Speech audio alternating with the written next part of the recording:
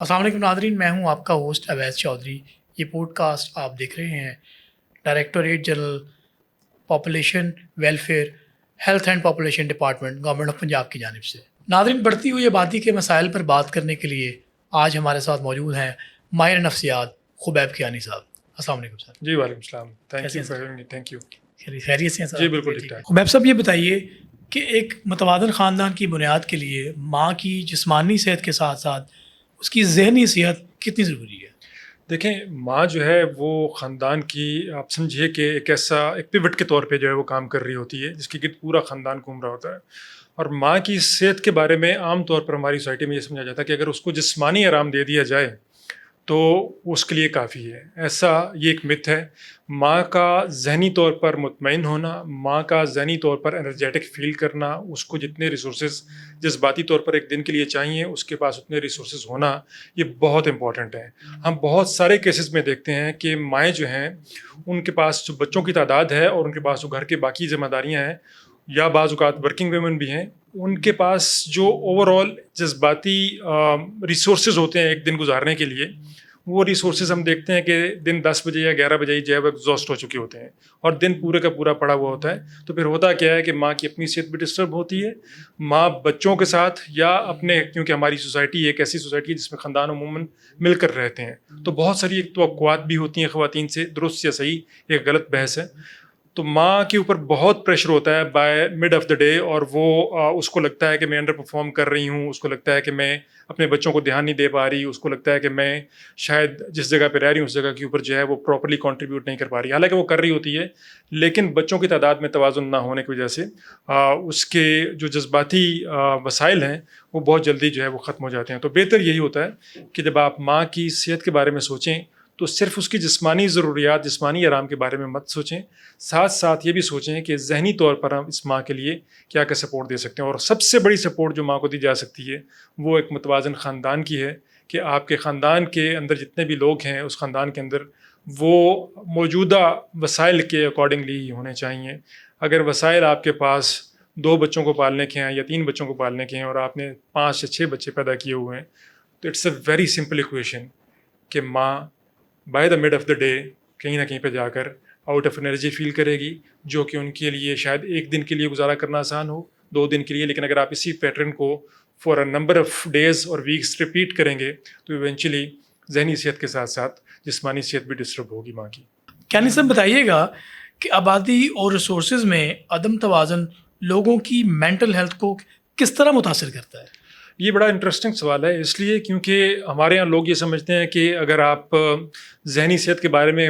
نہ بھی سوچیں تو بھی کام چل جاتا ہے۔ آبادی اور وسائل میں جو عدم توازن ہے اس کا مطلب یہ ہے کہ آپ ڈیلی کی بیس کے اوپر ایک ایسی جنگ لڑ رہے ہیں جس کے اندر آپ کے جیتنے کے کوئی چانسز موجود نہیں ہیں، کیونکہ ہماری سوسائٹی، ہمارا ملک جو ہے وہ لگاتار اپنی معاشی ریالٹی، جو ہماری اکنامک ریالٹی ہے، یہ آئے دن چینج ہوتی ہے، بعض اوقات ہر گھنٹے میں چینج ہو رہی ہوتی ہے۔ ڈالر کی پرائسز اوپر جا رہی ہوتی ہیں، چیزوں کی پرائسز اوپر جا رہی ہوتی ہیں، پیٹرول کی پرائسز اوپر جا رہی ہوتی ہیں، گلوبل سچویشن ہمیں امپیکٹ کرتی ہے۔ تو اگر یہ سارا کچھ اگر ہم ذہن میں رکھیں تو پھر اس کا بہت گہرا تعلق بنتا ہے آپ کی ذہنی صحت کے ساتھ۔ انسانی ذہن جو ہے اس کے اندر بے یقینی کی صورتحال کو ڈیل کرنے کی جو صلاحیت ہے وہ محدود ہے، اور ہمارے ہاں انفارچونیٹلی جو ہماری اکنامک ریالٹی ہے وہ بہت زیادہ بے یقینی کی صورتحال جو ہے وہ لے کے آتی ہے ہمارے سامنے۔ آئے روز چیزوں کی قیمتیں چینج ہوتی ہیں، جو کہ ایک نئی اکنامک ریالٹی لے کے آتا ہے آپ کے سامنے۔ تو اگر آپ اس کے ساتھ ساتھ، ایک تو یہ پریشر ہے آپ کے اوپر آلریڈی، اس کے ساتھ ساتھ اگر آپ اپنے اوپر یہ پریشر بھی ایڈ کر لیں گے کہ آپ کے پاس کھانے والے جی زیادہ ہیں، فرض کیجئے کہ ایک اکنامک ریالٹی چینج ہوتی ہے کہ کل سے بریڈ کی قیمت 80 روپے کے بجائے 85 روپے ہوگی، اور آپ کے پاس پہلے ہی گھر میں 3 لوگ ہیں یا 5 لوگ ہیں جن کے لیے آپ نے بڑی مشکل سے محنت کر کے یہ بریڈ حاصل کرنے کے لیے محنت کی تھی۔ اب جتنے جی ہیں، جتنے روپے بڑھے ہیں، اس کو اس سے ملٹیپلائی کر دیجئے، اتنی آپ کو ایفرٹ اور کرنی ہے۔ تو اس ایفرٹ کو مزید کرنے کے لیے اگر تو یہ ہوتا ہے کہ 6 مہینے بعد یا 1 سال بعد یہ چیز چینج ہو رہی ہو تو آپ کے لیے بہت آسان ہے، ٹھیک ہے، آپ کر سکتے ہیں، اس ایفرٹ کر سکتے ہیں۔ لیکن اگر ہر ہفتے یہ چیزیں چینج ہو رہی ہیں تو پھر آپ کے لیے بہت بڑا مینٹل برڈن جو ہے وہ کریٹ ہو جاتا ہے، مینٹل لگیج کریٹ ہو جاتا ہے، جس کو کیری کرنا لمبے عرصے کے لیے بہت مشکل ہوتا ہے۔ تو اٹس امپورٹنٹ کہ ہم یہ یاد رکھیں کہ وسائل کا جو توازن ہے وہ آپ کی ذہنی صحت کے ساتھ ڈائریکٹلی لنکڈ ہے، اور اگر ہم اس وسائل کے توازن کو اگنور کریں گے تو ہم نہ صرف اپنی ذہنی صحت کو بلکہ اپنے خاندان کی ذہنی صحت کو جیوپرڈائز کر رہے ہوں گے، اور اس کا جو فائنل کنسیکوینس ہوگا وہ یہی ہوگا کہ آپ کی جسمانی صحت جو ہے وہ بھی خراب ہو سکتی ہے، ہو جاتی ہے۔ بالکل درست فرمایا ڈاکٹر صاحب۔ کیا صاحب بتائیے گا کہ فیملی پلاننگ کو سمجھنے کے لیے کپلز کی کاؤنسلنگ کتنے حد تک ضروری ہے؟ دیکھیے، دنیا میں جتنے بھی ملک دیکھتے ہیں جہاں پر فیملی پلاننگ ایک عام چیز ہے، جیسے ہم کھانا کھاتے ہیں، جیسے ہم باہر فلم دیکھنے جاتے ہیں، جیسے ہم باہر کسی بھی ایکٹیو پارک جاتے ہیں، فیملی پلاننگ کے بارے میں بات کرنا بھی دنیا کے بہت سارے ممالک میں بالکل عام چیز ہے۔ وہ اس لیے عام چیز ہے کیونکہ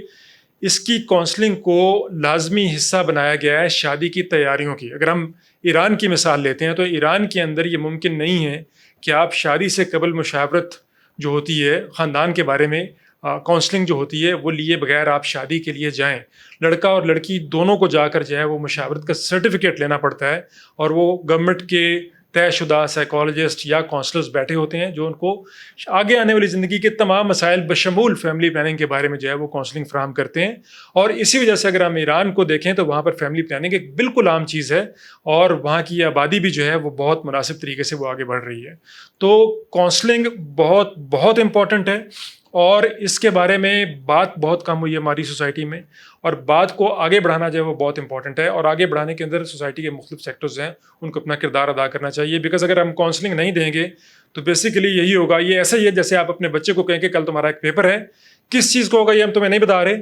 بس جانا پیپر دینے کی کوشش کرنا، اللہ کرے گا اچھا ہو جائے گا۔ وہ پیپر کبھی بھی اچھا نہیں ہو پائے گا، اس پیپر کے اندر بہت سارے مسائل پیدا ہوں گے۔ تو بہتر یہی ہوتا ہے کہ آپ جس جنگ کے اندر جا رہے ہوں یا آپ جس سچویشن کے اندر جا رہے ہوں اس سچویشن کے بارے میں آپ کو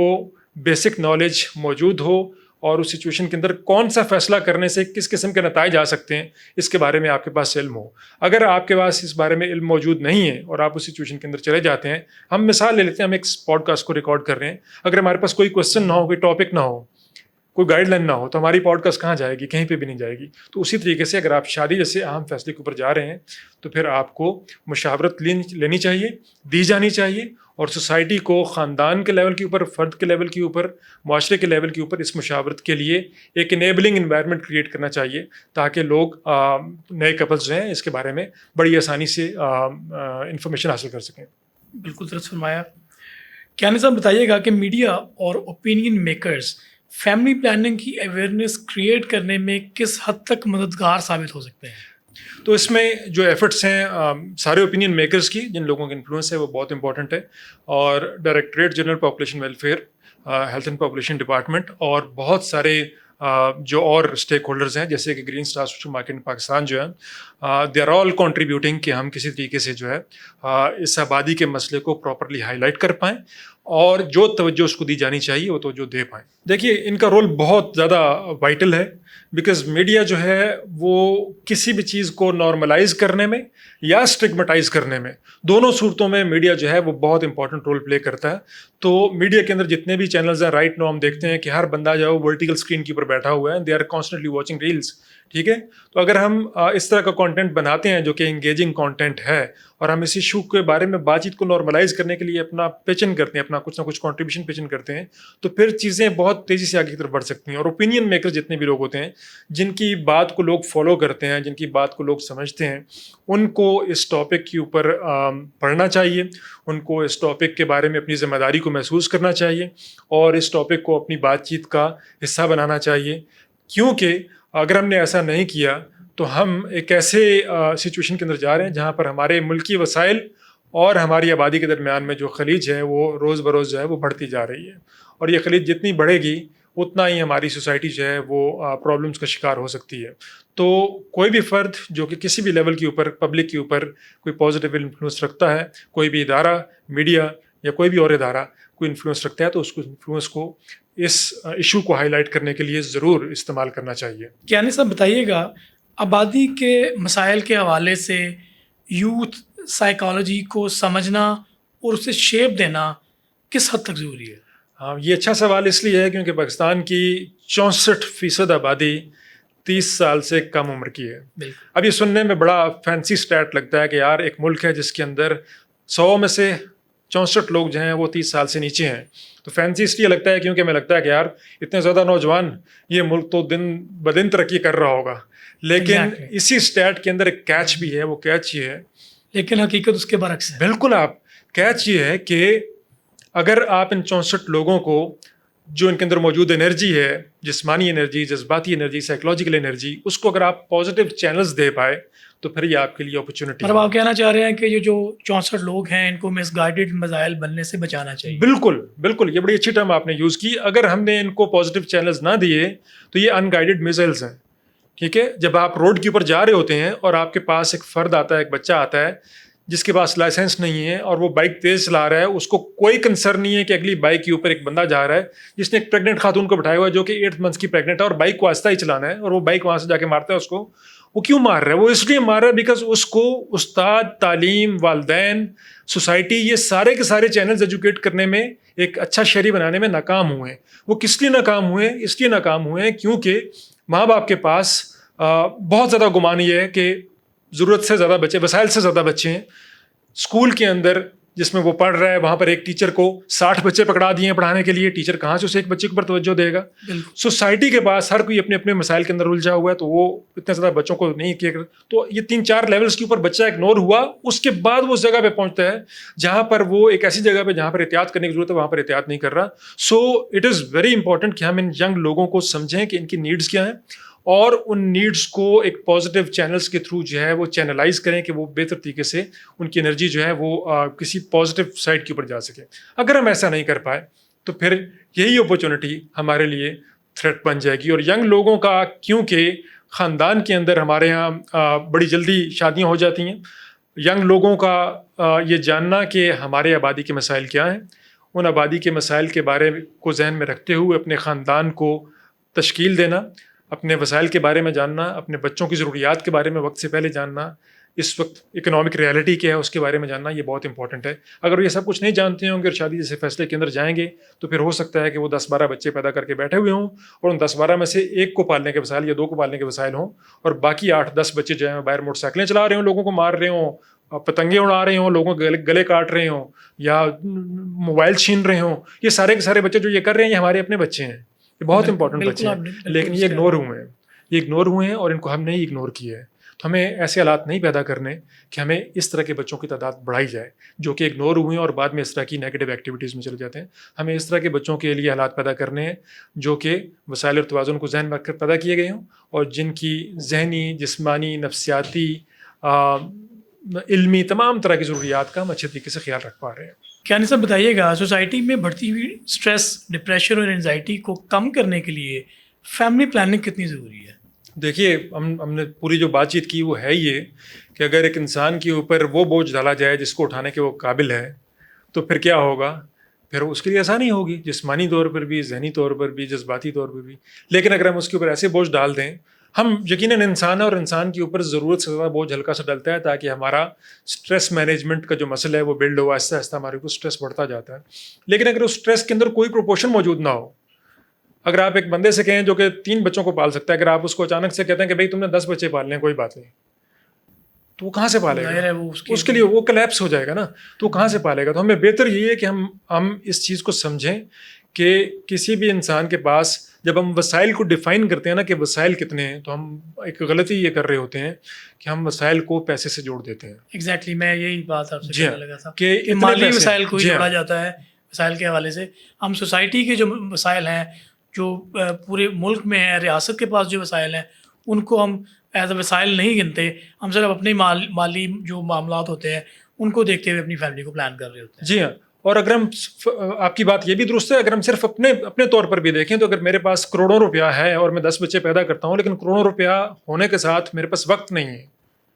جو میں ان بچوں کو دے پاؤں. جی بالکل. تو اس کا مطلب یہ ہے کہ میں ان بچوں کو ٹائم نہیں دے پاؤں گا. ان بچوں کو اگر میں ٹائم نہیں دوں گا تو میں کیا کروں گا؟ میں ان بچوں کو اسپوائل کروں گا. جب بھی میرا بچہ میرے پاس آئے گا، مجھے کہے گا کہ ابا جی مجھے آپ سے بات کرنی ہے، میں اسے کہوں گا یار بات بعد میں کریں گے، یہ 5000 لو انجوائے کرو. اب اس بچہ کہیں نہ کہیں باپ کی شفقت سے، باپ کی محبت سے محروم رہے گا. اور بچے کو کیریکٹر سیکھنا ہوتا ہے، بچے کو ایز اے سیوک پرسن جو ہے اس کو سیکھنا ہوتا ہے کہ ڈفرینٹ قسم کی سچویشن سے کیسے ڈیل کرنا ہے, میرے ابا کانفلکٹ سے کیسے ڈیل کرتے ہیں, میرے ابا کمیونیکیٹ کیسے کرتے ہیں, میرے ابا کو اگر کبھی غصہ کرنا پڑتا ہے تو اپنے غصے کو مینیج کیسے کرتے ہیں, میرے ابا کو کسی سچویشن میں برا لگ رہا ہو تو وہ اس ٹائم پہ اپنے آپ کو کیسے ہولڈ کرتے ہیں یا ایکسپریس کرتے ہیں. یہ ساری کی ساری چیزیں وہ چیزیں جو کہ ابا کے آس پاس بیٹھے گا تو اس کو سمجھ آئے گی نا. اگر ابا کے پاس وقت ہی نہیں ہے لیکن ان کے پاس کروڑوں روپیہ ہے اور وہ کہتے ہیں صرف کروڑوں روپے سے ہم زیادہ بچے پیدا کر لیں گے تو ان کے لیے مشکل ہو جائے گی. تو ہم وسائل کو جب بھی ڈیفائن کریں, ہمیں اپنے وسائل کو ڈیفائن کرتے ہوئے یاد رکھنا چاہیے کہ وسائل صرف مالی نہیں ہوتے, جذباتی بھی ہوتے ہیں, وقت کے پوائنٹ آف ویو سے بھی ہوتے ہیں, ذہنی بھی ہوتے ہیں. ٹھیک ہے, بہت سارے اینگلز ہیں وسائل کے. ہمیں ان سارے وسائل کو کاؤنٹ کرنے کے بعد ہی اپنے خاندان کی تعداد کا تعین کرنا چاہیے, اور ایک ایک فرد کو جو ہے ہمیں بہترین فرد بنانے کے لیے اپنے وسائل کو انشور کرنا چاہیے اور پھر ہمیں آگے بڑھنا چاہیے. اگر ہم یہ نہیں کر رہے ہوں گے تو پھر کیا ہوگا, پھر ہو سکتا ہے کہ آپ کے پاس پیسے زیادہ ہوں اور آپ نے ضرورت سے زیادہ بچے پیدا کیے ہوں تو کچھ سال آپ کے اچھے نکل جائیں, لیکن ایک خاص جگہ پہ جا کے وہ بچہ جس کو باپ کی توجہ نہیں ملی, جس کو زندگی سیکھنے کا موقع نہیں ملا, وہ آپ کے گھر میں بہت سارے گلے فیوچر میں ہو سکتا ہے بہت کہ سارے بچے کرائم, کا جو مینٹل ہیلتھ ہے وہ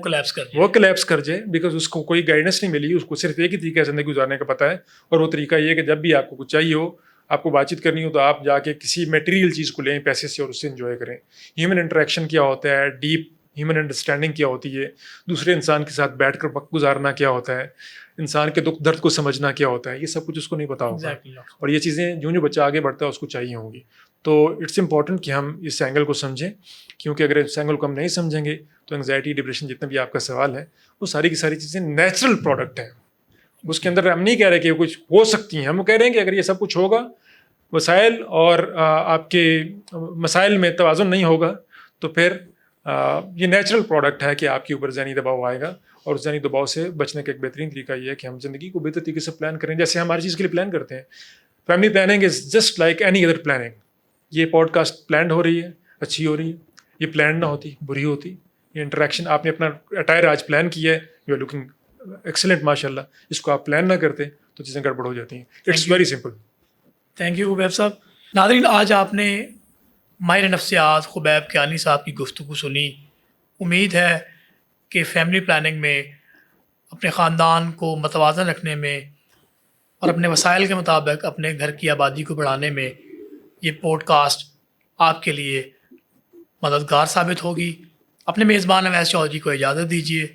ملتے ہیں نیکسٹ پروگرام میں. تب تک کے لیے اللہ حافظ.